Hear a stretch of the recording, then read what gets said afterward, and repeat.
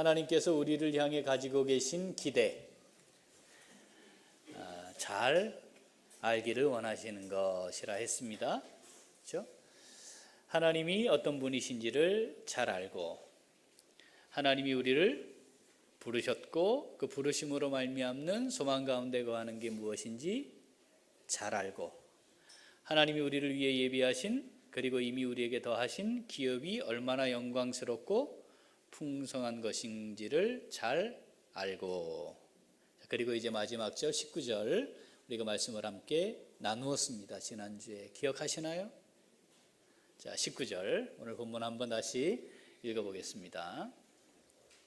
그의 힘의 위력으로 역사하심을 따라 믿는 우리에게 베푸신 능력의 지극히 크심이 어떠한 것을 너희로 알게 하시기를 구하노라. 아멘. 자, 19절 마지막에 하나님이 우리를 향해 알았으면 좋겠다 하시는 것, 첫 번째, 힘의 위력으로 역사하신다는 사실을 좀 잘 알았으면 좋겠다는 말씀이라 했습니다. 자, 하나님은 전능하십니다. 원하시는 것은 무엇이든 하시는 분입니다. 그 하나님이 전능하신 능력으로 우리를 창조하셨습니다. 그래서 하나님이 우리 인생의 주권자가 되신다 했습니다. 이걸 우리가 잘 알아야 합니다. 자, 그렇다면 전능하신 하나님이 내 인생의 주권자가 되셨다면 우리가 초점을 맞추어야 할 것이 뭐냐? 자, 하나님은 원하시는 것은 무엇이든지 다 하시는 분이니까 어디에 초점 맞추면 돼요? 하나님이 뭘 원하시는가? 하나님 원하시는 건 다 하시니까 하나님이 무엇을 원하시는가에 초점을 잘 맞추면 우리가 계산하고 살피고 따지고 미리 염려하거나 걱정할 필요 없이 하나님이 원하시는 것은 하나님이 하실 거니까 우리는 그 하나님이 원하시는 것에 초점을 맞추어서 하나님이 원하시는 게 이거구나 판단되면 그냥 순종하고 나아가기만 하면 된다. 자, 하나님이 전능하신 그 능력으로 그 힘의 위력으로 지금도 뭐 하신다? 역사하신다. 자, 이걸 우리가 잘 알아야 하는 것, 이게 하나님이 우리를 향해 갖고 가시는 기대라 했습니다. 자, 오늘은 두 번째 19절 말씀을 보니까 믿는 우리에게 베푸신 능력이라는 표현이 나와요. 뭘 알아야 되냐면, 자, 믿는 우리, 믿음을 가진 하나님의 사람인 우리에게 베푸실 아니고 베푸신, 이미 우리에게 임해 있는 능력이 뭔지를 좀 잘 알았으면 좋겠다 말씀하는 겁니다. 저는 굉장히 능력이 있는 사람입니다. 손 한번 들어보실까요? 저를 우습게 보지 말아주세요. 제가 보통 능력 있는 사람이 아닙니다. 없으시네요. 네, 다행입니다. 자, 하나님의 능력이 우리에게 임해 있다면 내가 가지고 있는 능력 때문이 아니라 하나님의 그 능력 때문에 우리는 굉장히 능력 있는 사람입니다. 자, 이게 고백되어져야 한다는 겁니다. 이동원 집사님, 동생이 혹시 있으신가요? 남동생? 여동생. 안타깝습니다. 자, 남동생이라 치고 그 남동생이 학교에 갔다가 애들한테 맞고 왔습니다. 어떻게 하시겠습니까? 형인데 지금 애들한테 맞고 왔습니다. 어떻게 하시겠습니까? 복수를 해야 된다.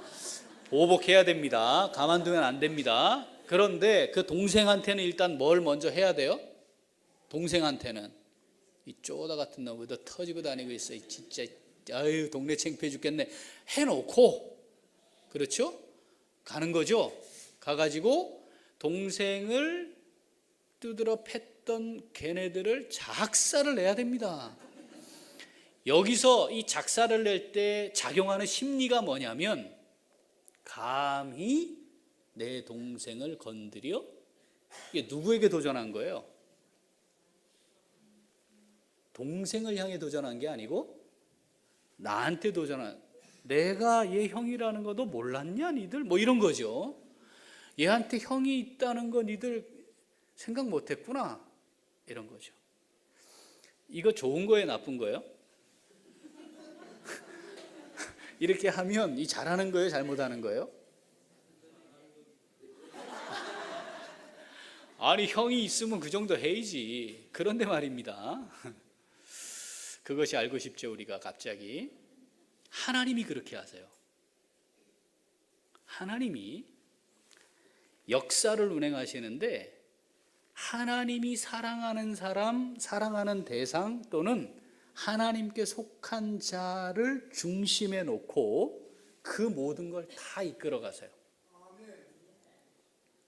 이게 맞냐 틀리냐 감히 우리가 논하긴 그런데, 가끔 때로는 이게 좀 너무한 거 아니야 싶기도 한데, 하나님 그렇게 하세요. 그러면서 하나님이 계속 뭐라고 말씀하시냐면, 너는 내 것이야 라고 선언해 놓으시고, 그러니까 내가 책임질 거야, 너 이거 믿어야 해, 이 얘기를 자꾸 하시는 거죠. 아들이 클럽에 갔다가 맞고 와가지고 그거 보복했던 모 그룹, 한화 모 그룹 회장님 아시죠? 그때 뭐 사회적으로 그게 이슈가 됐잖아요. 그분이 현장에 있었습니다. 아세요?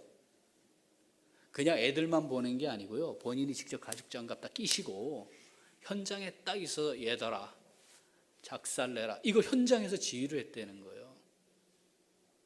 감히 내 아들을 건드려? 이런 거죠. 하나님이 그렇게 하세요. 자, 이스라엘 백성들이 애굽의 노예가 돼 있었어요. 그거 건지시면 되잖아, 그냥. 그죠?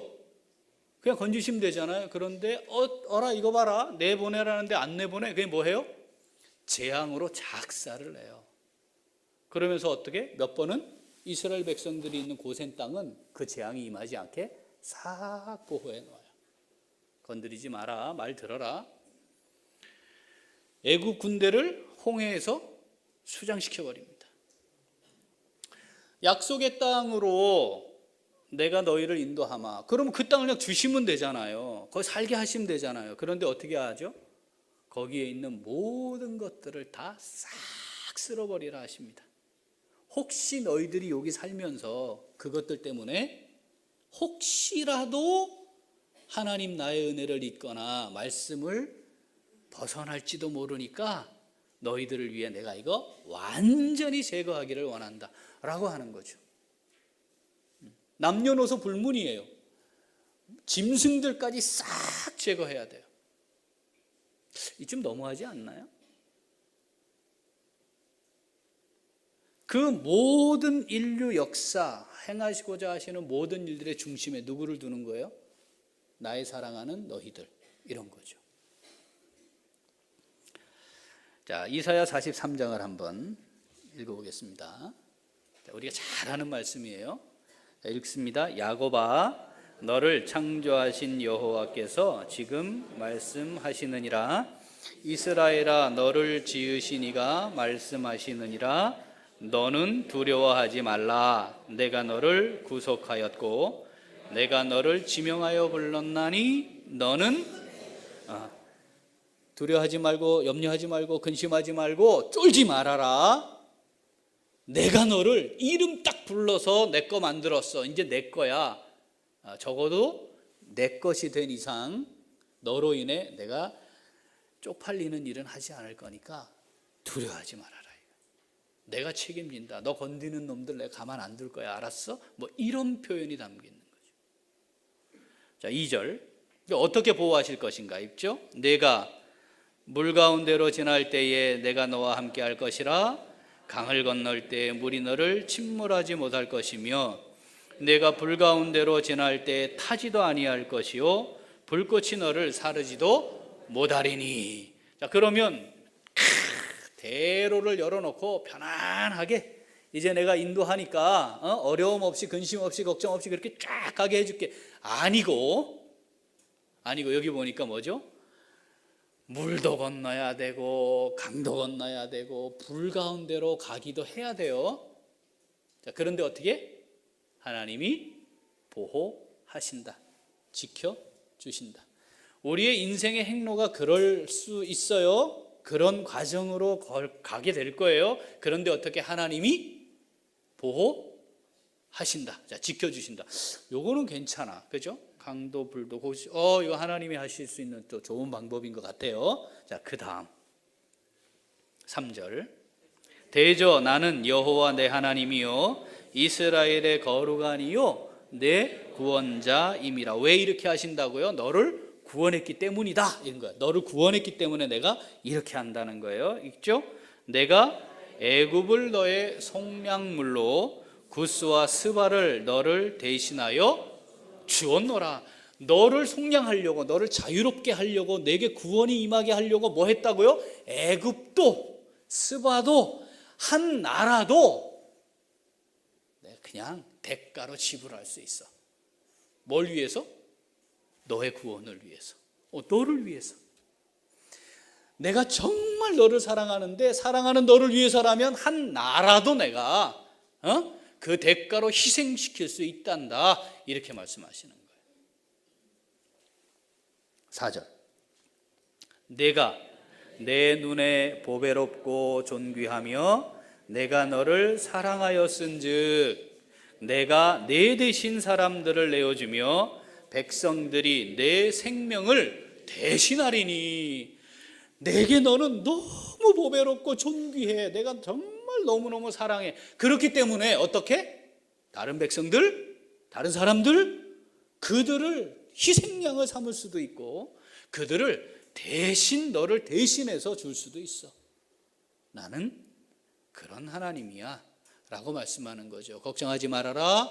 내가 너를 보배롭고 존귀하게 여기며 사랑한단다. 내가 너를 책임지마. 이렇게 말씀하는 거죠. 자, 이 하나님의 능력이 누구에게 베풀어져 있어요? 믿는 우리에게. 누구에게? 믿는 우리에게. 구원자임이라. 구원받은 성도들에게 이미 이 능력이 임해 있어서 그 희생을 하나님께서 다 치르시고 하나님의 백성들을 구원하신 거죠. 그러니까 우리에게 베풀어진 이 놀라운 전능하신 하나님의 능력은 인생을 살아가면서 다른 사람은 경험하지 못한 기적적인 일들 저는 체험했어요. 이게 없어도 그것과 비교할 수 없는 하나님의 전능하신 능력이 이미 우리에게 임해 있다는 겁니다. 구원과 함께. 하나님의 구원의 은혜가 우리에게 있다. 이 말은 이미 하나님이 전능하신 능력으로 나와 함께 하셨다라는 말과 같은 의미라는 겁니다. 자, 나라도 주고 애굽도 주고 스바도 주고 백성들 사람들을 대신해서 희생하세요. 대가로 지불하실 수 있어요. 그 중요하지 않아. 왜냐하면 우리가 중심이니까. 자, 그런데 이걸로 안 돼요. 이 정도가 아니었어요. 하나님이 우리를 구원하시기 위해 하신 일은 뭐냐면 하나님 자신이 희생하는 거였습니다. 이런 물건이나 다른 대상이나 사람 이런 거를 지불하신 게 아니고 하나님 뭐 하셨어요? 스스로 사람이 되어 이 땅에 오셔서 나를 대신해 하나님 자신의 생명을 지불하셨어요. 이 사실이 믿어지면 하나님의 그 전능하신 능력이 우리에게 이미 임하여 있습니다 라는 것을 고백하는 것과 다르지 않다는 거죠. 그 힘의 위력으로 역사하시는 하나님께서 이미 믿는 우리에게 이 능력으로 함께 하셨으므로 우리는 사실 이 전능하신 하나님의 능력을 이미 깊이 체험한 사람들입니다. 부족합니까? 뭐가 더 있어야 합니까? 이걸로는 안 됩니까? 너무 어렴풋하고 분명하지 않고 희미한 것 같은데요. 여러분, 오늘 여기에 혹시 누군가 돌아가시고 의학적으로 판단이 내려졌어요. 사망. 그런데 제가 만약 그 사망한 그분의 머리에 손을 얹고 기도했는데 살아났다. 그러면 다음 주부터 여기는 발 디딜 틈이 없게 될 겁니다. 안 그렇겠습니까? 예. 어떤 교회처럼 막 이제 싸울지 몰라요. 서로 막 앉겠다고 일찍 와가지고 그럴지 몰라요. 그런 기적이 만약 일어난다면, 소위 이단들이 그런 거 가지고 다 이렇게 유혹해가지고 기적적인 현상을 동반하지 않습니까? 그런데요, 자, 멀쩡해요, 사람이. 정상이에요. 그런데 뭐라고 얘기하냐면 제가 죽었습니다. 아니 진짜 죽은 사람이 죽었어요. 이거는 사실이니까 그냥 받아들이면 되잖아요. 그죠? 그런데 멀쩡해요. 아무 문제가 없는 사람이에요. 그런데 뭐라고 얘기해요? 제가 죽었습니다. 그런데 제가 다시 살았습니다. 라고 말하면 진짜 죽었던 사람이 살아나는 것보다 더 말도 안 되는 기적이에요. 어떻습니까? 멀쩡한데 제가 죽었어요. 그런데 다시 살았어요. 라고 얘기하는 거예요. 그리고 내가 다시 살았기 때문에 이제는 제 삶이 달라졌고요. 왜 살아야 하는지에 대한 이유도 달라졌어요. 라고 말하고 사는 거예요. 하나님의 능력이 아니고서 이게 가능하겠습니까? 하나님의 능력이 아닌데 예수 그리스도가 본 적도 없는 그분이 2019년 전에 이 땅에 오셔가지고 2019년 전에 십자가에 달려 돌아가셨습니다. 그런데 그분이 그 십자가에 죽은 것으로 인해 내가 다시 살아난 겁니다. 제가 새 생명을 얻은 겁니다. 라고 말하면 이게 정상이냐 이 말입니다. 그런데 그게 정상이에요. 하나님의 능력이 아니고서는 이런 일이 절대로 일어날 수 없고, 우리 모두는 그 하나님의 능력을 이미 베풀어진 그 하나님의 능력을 힘입고 사는 사람들이 되었습니다. 그 능력이 우리에게 임해 있는 것이죠. 이걸 좀 알았으면 좋겠다. 얘들아, 기적이 일어나기를 기대하냐? 네가 지금 기적이야. 얘들아, 앞으로 너희들의 삶 통해 기적이 계속 일어났으면 좋겠냐? 하루하루 구원의 은혜 가운데 살고 있으면 그게 바로 기적인 거야. 이걸 좀 잘 알았으면 좋겠어. 하나님, 왜 제 삶은 이렇게 어렵습니까? 왜 이렇게 힘듭니까? 이렇게 고단합니까? 왜 고통 가운데 있습니까? 하나님, 저와 좀 함께 해주세요. 제게 능력으로 함께 해주세요. 이게 좀 해결되게 해주세요. 너 힘들고 어렵냐? 그런데 말이야, 이미 너에게 나의 능력이 임해 있잖아. 이걸 좀 잘 알았으면 좋겠다고 말씀하시는 겁니다. 우리는 구원의 은혜를 누리고 있는 하나님의 사람들입니다. 그거 아닌데 여기 오셨어요? 여기 왜 계세요? 그거 아니면 여기 계시는 이유가 없어야 해요. 괜히 여기 계시는 거예요. 어차피 천국 못 갈 건데. 이 좋은 봄날, 화창한 봄날 좀 이렇게 들러산으로 좀 이렇게 쉬시지 뭐 하려고 여기 오셨어요? 그렇지 않아요? 이것이 우리가 가지고 있는 이미 베풀어진 하나님의 능력입니다. 이 하나님의 능력 가운데 살아갈 수 있는 우리 모두가 될 수 있기를 소원합니다. 이 하나님 뭐라 말씀하세요? 아들을 아끼지 아니하고 내가 너희에게 주었는데, 내가 아들을 아끼지 않고 너를 위해 주었는데 너를 위해 아까워서 주지 못할 게 뭐가 있겠니? 이 능력으로 너와 함께 했는데 너를 통해 내가 할 수 없는 일이 뭐가 있겠니? 네가 하고자 한다면, 네가 하고자 하지 않을 때도 내가 이 능력으로 너와 함께 했는데 네가 하고자 한다면 내가 하지 못할 일이 뭐가 있겠니? 얘야, 이 능력이 너와 함께하고 있단다. 아멘. 이것이 우리의 삶에 날마다 구원의 은혜와 함께 고백되는 복된 삶이 우리의 삶이 될 수 있기를 소원합니다. 자, 믿는 우리에게 이렇게 베풀어진 하나님의 능력이 무엇인지 아는 성도들. 자, 알았어요. 어떻게 살까요? 이거죠. 중요한 건 어떻게 살까요? 같이 읽습니다. 은혜 가운데 거하며 하나님을 기쁘시게 해드리기 위해 살아갑니다. 한 번 더. 은혜 가운데 거하며 하나님을 기쁘시게 해드리기 위해 살아갑니다. 아멘. 자, 이 구원의 은혜가 과거의 은혜면 안 돼요. 예전에 그런 일이 있었던 추억이 되면 안 돼요.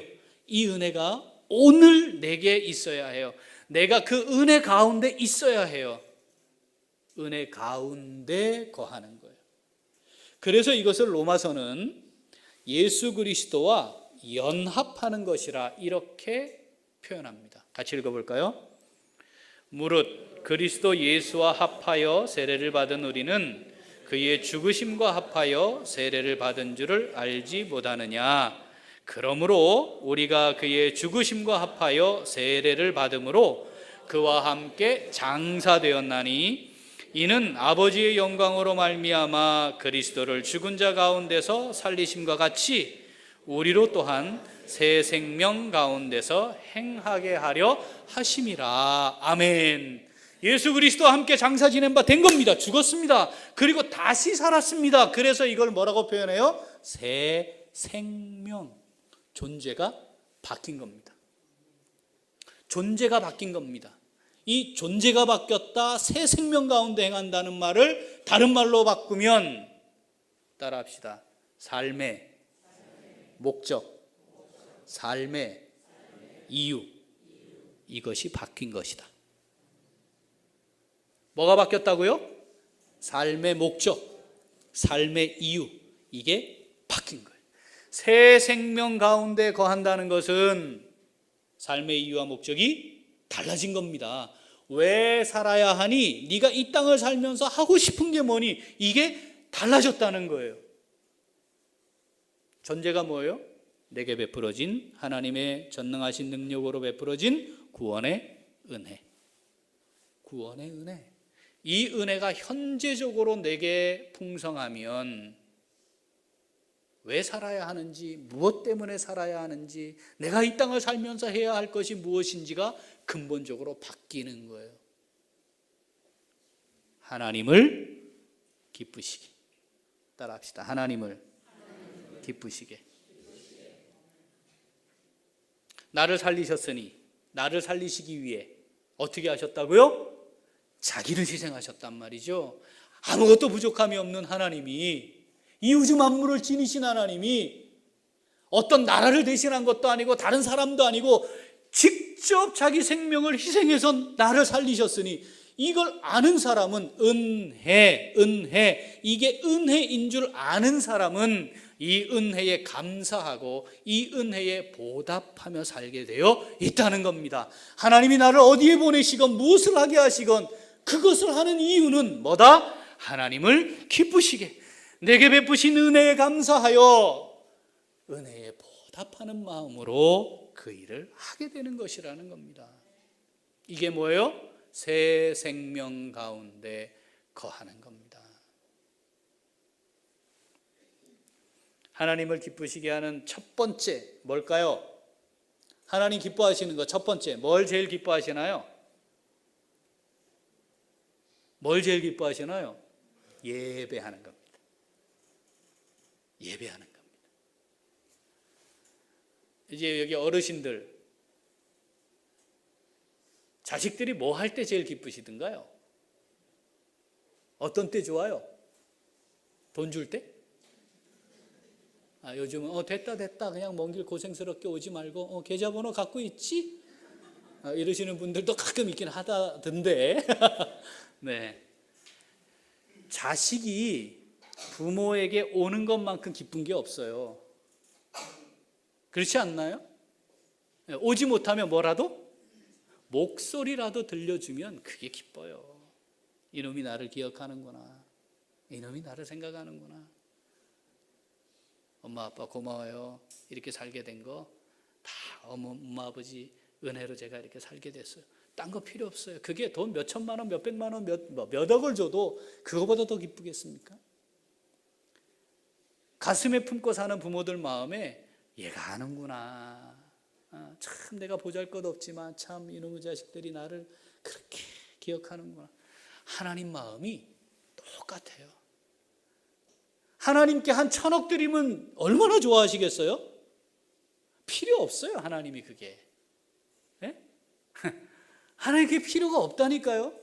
이 우주가 하나님 건데 갑자기 1,000억이 생겼다고 기뻐하시겠어요? 그런 게 아니잖아요. 하나님이 정말 기뻐하는 게 뭐냐면 우리 마음을 드리는 거예요. 아버지 고맙습니다. 아버지 은혜로 제가 살았어요. 지금 아버지 은혜로 살고 있고요. 앞으로 아버지 은혜로 제가 살 거예요. 아버지 감사합니다. 이거지요, 이거. 그래서 예배가 가장 하나님 기뻐하시는 거예요. 근데 이걸 뭘로 하는 사람들이 있다? 종교 행사. 종교 행사 하시면 안 돼요. 예배하셔야 돼요. 하나님 만나고 가셔야 돼요. 내 삶을 아버지께 드리고 가셔야 돼요. 두 번째로 기뻐하시는 건 뭘까요? 하나님 기뻐하시는, 하나님 뭘 기뻐하실까? 하나님의 뜻을 따라 사는 거예요. 여러분, 우리 자식들이, 여러분 공부하는 게 좋은 사람 별로 없거든요. 그 공부하는 거 아주 좋아하시는 분들이 가끔 있어요. 사람들이 있는데 그분들은 열심히 공부하게 해드려야 돼요. 그런데 내가 그렇게 하고 싶은 마음 없는데 나는 별로 안 좋은데 뭐 때문에? 엄마 아버지 기뻐하시니까 내가 열심히 공부할게. 뭐 이런 거잖아요. 네? 야 가서 저 가가지고 뭐 좀 사올래? 내 시간도 바쁘고 힘도 귀찮고 하기 싫은데 엄마 아빠가 원하시니까 엄마 아빠 기뻐하실 거니까 그거 하는 거죠. 아버지 하나님의 입장에서는 그거예요. 그러니까 그의 나라, 하나님의 나라와 그의 의 뜻이 무엇인가를 살피고 행하면 하나님이 그걸 기뻐하세요. 근데 말이죠, 아버지하고 아무 상관없이 내 하고 싶은 건 내 뜻대로 내 계획대로 막 하다가 뭐가 좀 문제가 돼요. 아버지 잠깐만요. 아버지 혹시 뭐 꿍쳐놓은 돈 좀 있어요? 도와주세요 좀. 아버지 마음이 그 자식 손 벌리는 거 어쩔 수 없이 돕긴 하지만 하나님 별로 안 기뻐요. 그렇지 않나요? 처음부터 의논하고 상의하고 그러면 아버지가 자식을 위해 오히려 자식보다 더 많은 생각을 하고 마음껏 더 많은 걸 내줘도 기쁘죠. 근데 아버지하고 상관없이 막 살아가 지멋대로. 아버지가 기뻐하는 건 아버지의 나라, 아버지의 뜻이 뭔지를 살피는 겁니다. 그런데 구원의 은혜를 누리고 사는 사람들에게만 이게 나타나요. 그 은혜 중에 거해야만 이게 가능해요. 절대 되질 않아요. 이걸 뒤집어 보면 어떻게 될까요? 그럼 내가 정말 하나님 기뻐하시는가? 하나님 기뻐하십니까? 하나님 기뻐하실까? 아버지 기뻐하실까? 아버지 좋아하실까? 이걸 생각하지 않고 산다는 말은 구원의 은혜가 내게 있나? 있었나? 분명히 있긴 있는 것 같은데 과거의 어떤 사건 아닌가? 이것과 비슷하다는 겁니다. 빌립보서 1장 20절 21절 읽어봅니다. 나의 간절한 기대와 소망을 따라 아무 일에든지 부끄러워하지 아니하고 지금과 같이 온전히 담대하여 살든지 죽든지 내 몸에서 그리스도가 존귀하게 되게 하려 하나니 이는 내게 사는 것이 그리스도니 죽는 것도 유익함이라. 아멘. 그 은혜 가운데 거하면 이렇게 고백하는 거예요. 살든지 죽든지 내가 어떻게 사느냐가 중요한 게 아니고 나의 삶을 통해 그리스도가 어떻게 높임을 받을까. 그 생명을 아낌없이 나를 위해 내어줌으로 내가 구원받았으니 그렇게 사는 게 지극히 당연한 삶의 모습이라는 겁니다. 빌립보서 3장 12절 읽어보죠. 내가 이미 얻었다 함도 아니요 온전히 이루었다 함도 아니라 오직 내가 그리스도 예수께 잡힌 바 된 그것을 잡으려고 달려가노라. 형제들아 나는 아직 내가 잡은 줄로 여기지 아니하고 오직 한 일 즉 뒤에 있는 것은 잊어버리고 앞에 있는 것을 잡으려고 표대를 향하여 그리스도 예수 안에서 하나님이 위에서 부르신 부름의 상을 위하여 달려가노라. 아멘. 주님이 나를 붙잡으셨다라고 고백하는 겁니다. 그 생명 아낌없이 내어주시고 주님이 나를 붙잡으신 겁니다. 내가 주님을 잡은 게 아닙니다. 내가 주님께 붙잡힌 겁니다. 그렇습니다. 주님, 내게 이 놀라운 구원의 은혜를 베푸시고 나를 붙잡으셨습니다. 주님, 이 잡힌 바 된 것을 위해 달려갑니다. 내가 뭘 해놓은 거 자꾸 바라보면서 거기에 마음 안 뺏기겠습니다. 여전히 주님 나를 이끌고 가시니 그것 바라보며 앞을 향해 힘껏 달려가겠습니다. 제가 기대하는 것은 이 땅에서 누리고 갈 것이 아니라 주님이 나를 위해 예배해 놓으신 부름의 그 상입니다.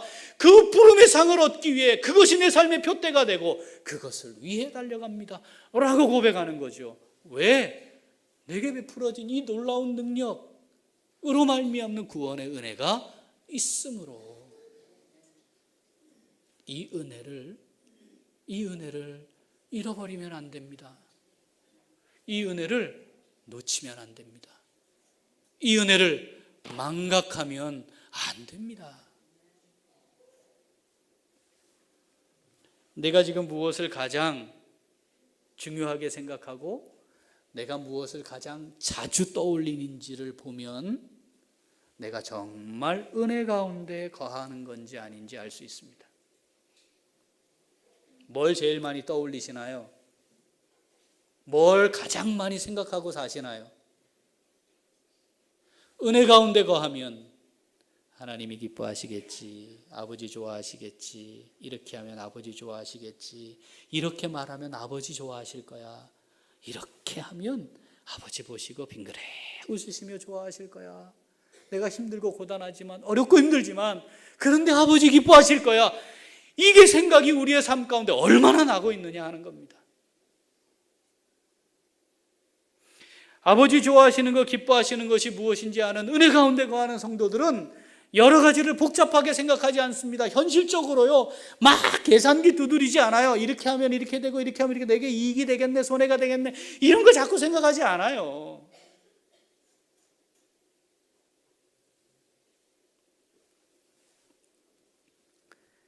제가 군목으로 입대할 때 우리 교육받는 모든 교육생들 중에 1등 했습니다. 그래서 국방부 장관상을 받았습니다. 그거 마치고 초등 교육 받으러 가서 1등 했습니다. 교육사령관상 받았습니다. 그 다음 고등 군사교육 받았습니다. 1등 했습니다. 교육사령관상 받았습니다. 전군 교관 경연대회, 사단대회, 군단대회, 군사령부대회, 육군 전체 대회 다 1등으로 올라가서 그때 받은 상의 별이 10몇 개였습니다.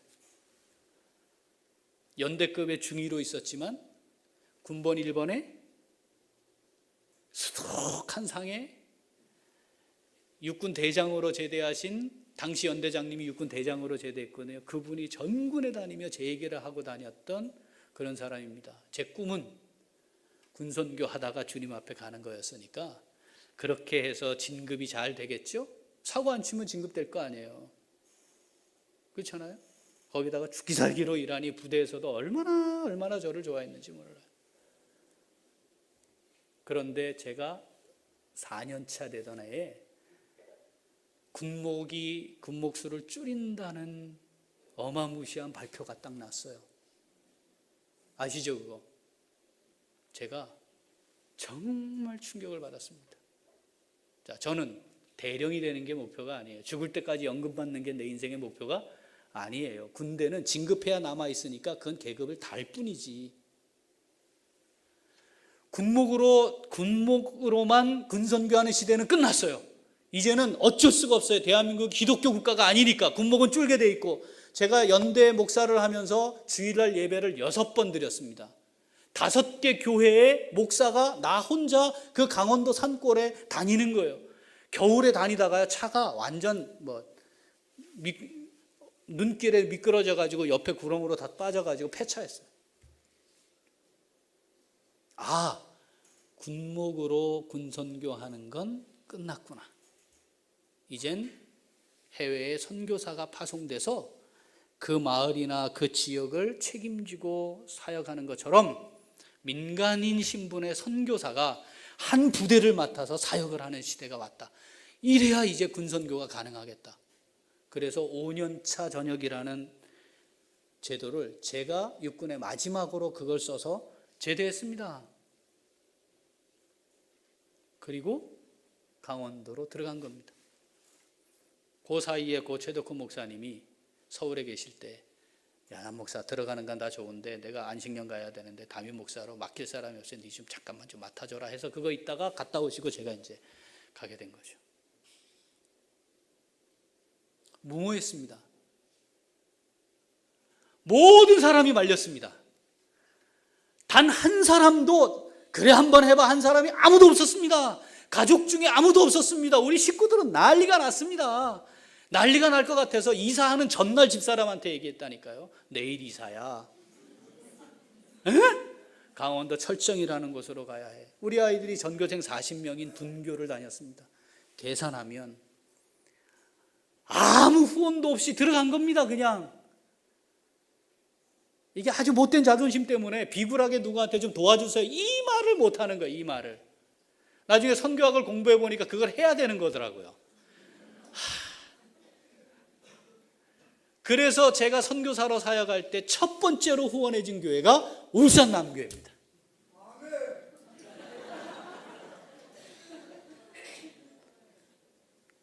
무모했습니다. 그런데 하나님이 기뻐하시는 일입니다. 하나님이 나를 군선교 현장에 선교하라고 부르셨기 때문에 당연히 그건 제가 해야 될 일입니다. 아무도 저를 선교사로 부르지 않았습니다. 선교사로 부르지 않으니까 누가 후원하겠습니까? 없습니다. 마이너스 통장 2개 만들어 갖고 들어가 가지고 여기서 하나님 이자 다 빠지고 이자도 감당할 수 없으면 그만둡니다 하고 들어갔어요. 무모했습니다. 10년 동안 사역했고 하나님이 그 과정에서 놀라운 역사들을 이루셨습니다. 때가 될 즈음 서울의 방배동에 있는 아주 규모가 큰 교회에서 담임 목사 청빙이 있었습니다.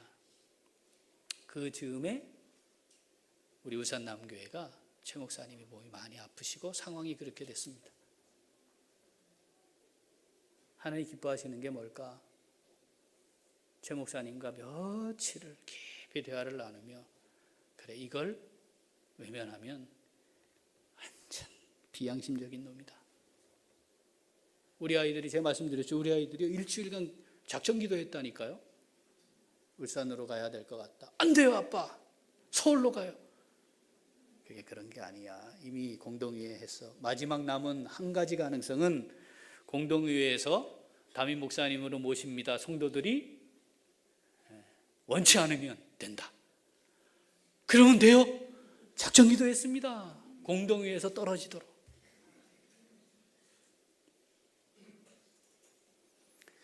우리가 인생을 살아가면서 무언가를 결정하고 판단하고 행동하게 될 때에 우리가 가지고 있는 경험과 지식을 가지고 막 계산할 수 있어요. 따질 수 있어요. 그리고 이게 현실적으로 내게 이익이냐 그렇지 않냐 이거 우리가 지혜롭게 할 만큼 능력이 있어요. 그런데 중요한 건 이 모든 것에 앞서서 뭘 살펴야 되느냐.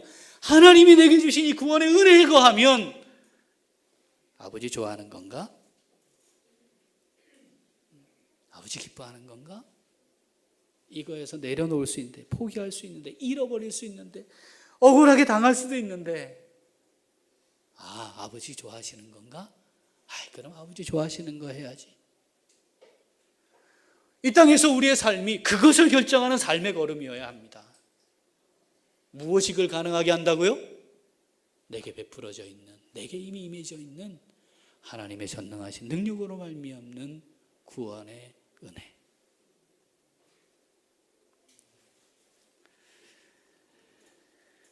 은혜를 잃으면 영적으로 병듭니다. 은혜 잃지 마십시오. 은혜를 놓치면 하나님과 상관없는 삶을 살아가게 됩니다. 은혜 가운데 거하여야 합니다. 은혜를 망각해버리면 이미 베풀어진 이 하나님의 놀라운 내가 받아 누리고 있는 것들이 내가 얻은 것처럼 착각해서 하나님이 주인 되심을 버립니다. 은혜 가운데 거해야 합니다. 이미 베풀어진 이 놀라운 은혜를 잃지 말아야 합니다. 놓치지 말아야 합니다. 망각하지 말아야 합니다. 10명의 나병 환자들이 고침을 받았습니다. 주님께 돌아온 사람 몇 명이었습니까? 한 명이었습니다. 그것도 이방인이었다라고 말합니다. 그 10명이 주님이 고쳐주셨다는 것을 기억 못했을까요? 몰랐을까요? 아니에요. 알았어요. 그런데 문제는 그들에게 현실이 있었다는 겁니다. 어떤 현실?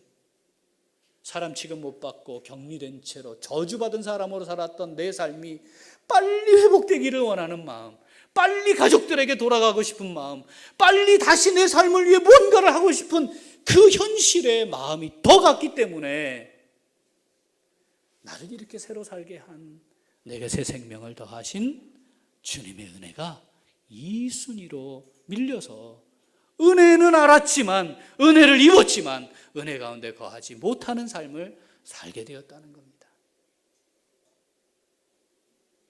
우리에게 이미 베푸신 하나님의 놀라우신 능력으로 말미암는 이 구원의 은혜, 이 은혜에 거할 수 있는 우리 모두가 되기를 소원합니다. 하나님 기뻐하시는 게 뭔가, 아버지 좋아하시는 게 뭔가, 이렇게 하면 아버지 좋아하실까, 이렇게 하면 하나님 기뻐하실까, 잘 살펴서 베풀어진 이 우리에게 임해 있는 이 능력을 따라 하나님 앞에 믿음으로 사는 멋진 삶, 복된 삶 우리 다 누려갈 수 있게 되기를 소원합니다.